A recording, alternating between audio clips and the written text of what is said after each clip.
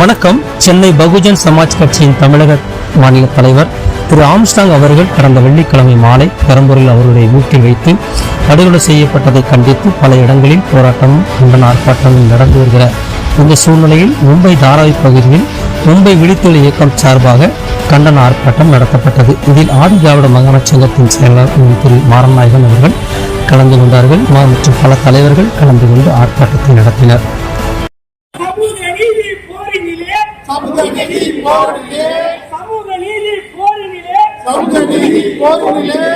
சாவு கண்ட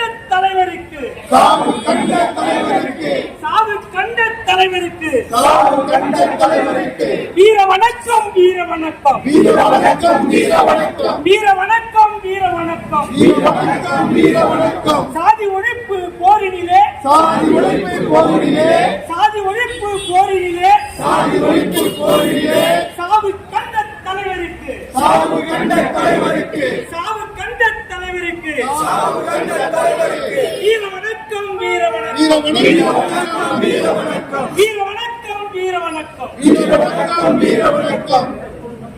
ஜெய் ஜெய் ஜெய் ஜெய் ஜெய் பீம், ஜெய் பீம், ஜெய் பீம், ஜெய் ஜெய் ஜெய் ஜெய் ஜெய் பீம், ஜெய் பீம், ஜெய் பீம். ஆம்ஸ்ட்ராங் को जय भीम, जय भीम, जय भीम. अरे आर्मस्ट्रांग को जय भीम, जय भीम, जय भीम. अरे जय जय जय जय जय भीम, जय भीम, जय भीम. डॉक्टर बाबासाहेब आंबेडकरांचा जय हो, डॉक्टर बाबासाहेब आंबेडकरांचा जय हो, डॉक्टर बाबासाहेब आंबेडकरांचा जय. தலைவர் ஆம்ஸ்ட்ராங் அவர்கள் படுகொலை செய்யப்பட்டிருக்கிறார்.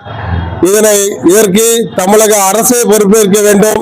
காவல்துறையும் உளவுத்துறையும் வெளியிட்டிருக்கிறது. இதற்கு வன்மையாக கண்டிக்கிறோம். இதே நிலை தொடராமல் அரசு விழிப்புணர்வோடு நடந்து கொண்டு தமிழகத்தில் உள்ள தலித் தலைவர்களுக்கு தகுந்த பாதுகாப்பை வழங்கிட வேண்டும் என்று மும்பை விழுப்புரம் சார்பாக கேட்டுக்கொள்கிறோம். தவிர்க்க முடியாத ஒரு மாபெரும் சக்தியாக இருக்கக்கூடியவர் அம்மையார் மாயாவதி அவர்கள். பகுஜன் சமாஜ் பார்ட்டி அதனுடைய தமிழ்நாட்டுடைய தலைவர் அவருடைய மறைவு என்பது ஒரு மாபெரும் வேதனைக்குரியது, கடுமையான கண்டனத்துக்குரியது. நம்முடைய எழுச்சி தமிழர்கள் குறிப்பிட்டதை போல உண்மையான குற்றவாளிகள் சில கூலிப்படையினர் பழிந்து செல்வார்கள். அந்த ஜாதிய கொடுமைகளை தூக்கி நிறுத்துவதில் காவல் நிலையத்துக்கு போனால் நீ என்ன ஜாதி என்றுதான் கேட்பார்கள், என்ன தெரு என்று கேட்பார்கள். அதற்கு பிறகுதான் அவருக்கு ஏற்படுகின்ற எந்த ஒரு நிவாரணமும் அமர்ந்து பேச வைப்பதா நிற்க வைப்பு பேச வைப்பதா என்கின்ற ஒரு மோசமான நிகழ்வு இருந்து கொண்டிருக்கிறது. அது மாற வேண்டும், கண்டிப்பாக மாற வேண்டும். கொலையாளிகள் கடுமையாக கண்டிக்கப்பட வேண்டும். நம்முடைய ஒரு மாபெரும் ஆளுமையை நாம் இழந்து தவிக்கிறோம். அப்படிப்பட்ட ஒரு மாபெரும் தலைவர் அவருடைய வழிகாட்டுதலில் உருவாக்கப்பட்ட வழக்கறிஞர் உருவாக்கியதனால பார்த்து மிகப்பெரிய வியப்பு. ஏனென்றால் அவருடைய அப்படிப்பட்ட ஒரு தகுதி வாய்ந்த ஒரு பெருமகன் அவர்கள் மறைந்தார்கள் என்பது சொல்லலாம் துயரம். தமிழ்நாடு அரசு உண்மையான குற்றவாளிகளை தேடி பிடித்து அவர்கள் மீது கடுமையான தண்டனை வழங்க வேண்டும். அந்த வழியை உணர்ந்த அந்த மு.க. ஸ்டாலினுக்கு இந்த வழி உணரல, இந்த வழி தெரியல. அந்த வழி உணர்ந்திருந்தா இந்த மக்கள் வைக்கிற கோரிக்கைக்கு கோர்ட்ல போயிட்டு இவ்வளவு நேரம் சட்ட போராட்டம் பண்ண வேண்டிய அவசியம் இருந்திருக்காரு. ஒரு பணத்தை அங்க போட்டுட்டு இது 4 மணி நேரம் 5 மணி நேரம் சட்ட போராட்டம் பண்ண வேண்டிய அவசியம் இருந்திருக்காரு. அதனால நம்ம வழி யாருக்கும் தெரியாது. திருமாவுடைய ஒரு பெரிய கொள்கை பிடிப்புள்ள ஒரு தலைவன் இருக்கிறான் தமிழ்நாட்டில். ஜெகன்மூர்த்தி போல ஆளுகளோட பெரிய கொள்கை படைப்பு உள்ள ஒரு தமிழ் தலைவர்கள் இருக்கிறாங்க தமிழ்நாட்டில். ஆனாலும் அவங்களோட கொள்கைகள் அவங்களால வெளிப்படையா வெளியே வர முடியல. அவங்களோட கோரிக்கைகள் கூட வெளியில அப்படி உருப்படியா வைக்க முடியலையே. ஏன் இதத்தான் தலைவர் ஆம்ஸ்ட்ராங் சொல்வார், இப்படி இன்னொருத்தோட அண்டி தான் என்னோட உரிமையை பக்கத்து, அப்படி ஒரு உரிமையை வேண்டாம் அப்படி வெளிப்படையா சொன்ன மனுஷன் ஆம்ஸ்ட்ராங்.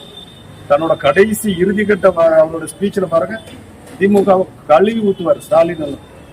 இது எல்லாமே சேர்ந்து செய்த மாதிரி பெரிய சதி.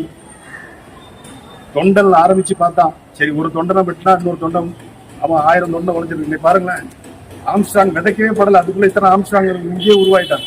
அங்க எத்தனை லட்சம் பேர் ஆம்ஸ்ட்ராங் உருவாக்கி இருப்பாங்க. அதனால அப்படி இல்லை. அதனால அவன் தொண்டனை விட்டுட்டு என்ன பண்றான், நேரடியா தலைமையில கை வைக்க ஆரம்பிச்சிருக்கிறான். இது ஆரம்பம். இனியும் நம்ம தலைவர்கள் விழித்துக் கொள்ளலன்னா இந்த மக்களை இவங்க வாழாம இந்த மக்களை ஒரு நெருக்கடியா விட்டுட்டு இவங்களும் ஒரு நாள் எங்கேயாவது இப்படிதான் போய் சேருவாங்க. அதனால நான் 9ஆம் தேதி தமிழக கவர்னரை அப்பாயின்மெண்ட் வாங்கியிருக்கிறேன். நாளை கழிச்சு நான் தமிழக கவர்னரை பார்க்க போறேன்.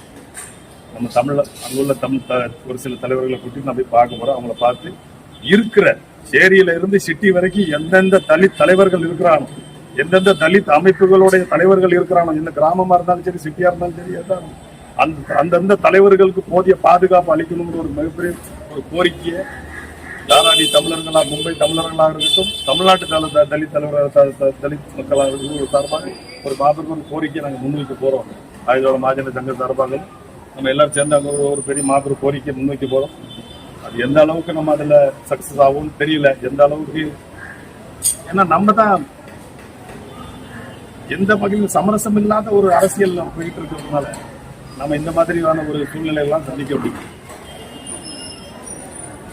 எது எப்படியோ நம்மளால முடிஞ்சது இது வரைக்கும் நம்ம இதுமே நம்ம தலைவர் நம்மளை பாதுகாத்துட்டு இருந்தாங்க. இனி நம்மளுடைய தலைவர்களை பாதுகாக்கக்கூடிய பெரும் கடமை நம்ம தலையில வந்திருக்கு. இந்த தலைவர்களை பாதுகாக்கிறதுக்கு உரிய நடவடிக்கை என்னங்கிறது, எப்படி தேவையான ஆலை எல்லாத்தையும் நம்ம செய்வோம். இது ஒரு அவசர காலகட்டமா விழித்துணை இயக்கம் சார்பாக அவசர காலகட்டமா ஏற்பட்ட ஒரு கூட்டனால இந்த நிலைமையில நம்ம பேச வேண்டியது இருக்கு. இல்லைன்னா இதே ஒரு பெரிய லெவல்ல நம்ம பண்ணிருக்கலாம். சரி, பரவாயில்ல. இருந்தாலும் இனமான உணர்வோடு இந்த கூட்டத்தில் கலந்து கொண்டு சிறப்பிச்சமைக்கு அனைவருக்கும் நன்றி. அனைவரும் சார்பாகவும் அண்ணன் ஆம்ஸ்ட்ராங் அவர்களுடைய ஆன்மா இறைவனுடைய நிழலில் நிலைப்பாரும், அவருடைய குடும்பம் மற்றும் அவரை இழந்து வாரிவிட்ட கட்சியினர் நண்பர்கள் அனைவருக்கும் நமது ஆழ்ந்த இரங்கலை தெரிவித்து தொடர்பு